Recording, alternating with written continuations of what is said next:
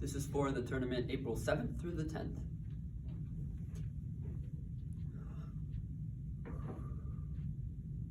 There's a raccoon on my head, and I don't particularly look good in hats, especially when they're still alive. I certainly wish this were one of those, hey, look at me standing here on vacation in Waldron wearing a $15 Coonskin Cap, pretending to be Daniel Boone, so hurry up and take the picture moments. But it's not. No, my cap is very much alive, and very much ticked off, and very much sporting a lot of painfully sharp claws. But I guess I'd be mad too if someone interrupted my late night dinner reservation. I mean, who knew that in the woods you simply can't shove a forgotten bag of trash into your garbage can? Well, I didn't. City dweller Wade Rouse moves to rural Michigan in hopes of becoming a modern-day Henry David Thoreau. His attempt to get back to nature, though, is a little too close for comfort in Coonskin Cap. From At Least in the City, Someone Would Hear Me Scream by Wade Rouse. Not long ago, I moved to the woods of Michigan from the city because I wanted to be a modern-day Henry David Thoreau. My goal? To find my modern-day Walden Pond and live a plainer, simpler life. Thoreau famously wrote, "I went to the woods because I wished to see what they had to teach, and not, when I came to die, discover that I had not lived."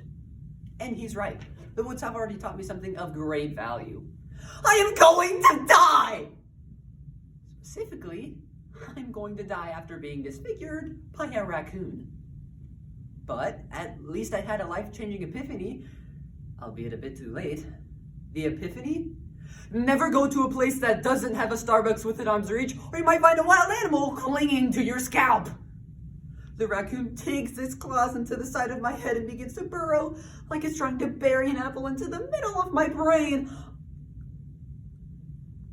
The raccoon locates an artery, and I begin to scream like any man who's truly scared for his life.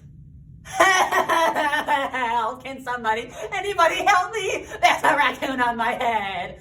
But I suddenly realize this is a rhetorical question. No one can hear you in the woods.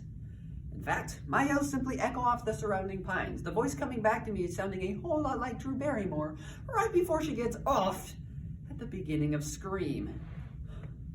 I can feel blood trickling down my face. Okay, deep breaths, deep breaths. I will later read on Wikipedia. Raccoons are unusual for their thumbs, which, though not opposable, enable them to open many closed containers such as garbage cans and doors. And as city dwellers in the United States and Canada increasingly move into primary or secondary homes in formal rural areas, raccoons are often considered pests because they forage in trash receptacles. Well, I've of course read this a little too late.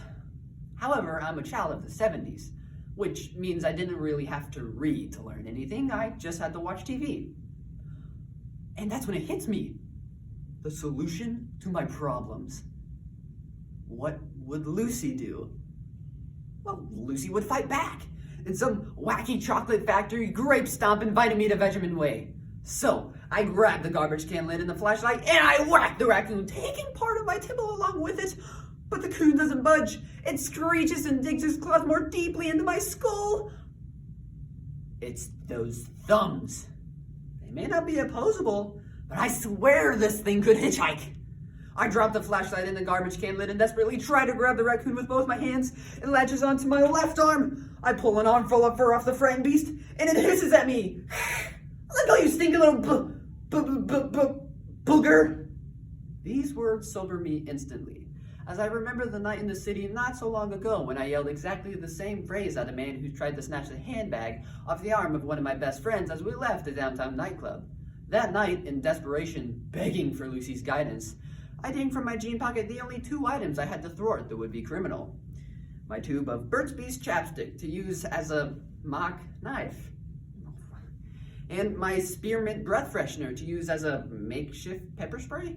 Oh, but believe it or not, this ad hoc city survival plan had worked. Instinctively, My right hand goes deep into the pocket of my dark jeans to yank on my artillery.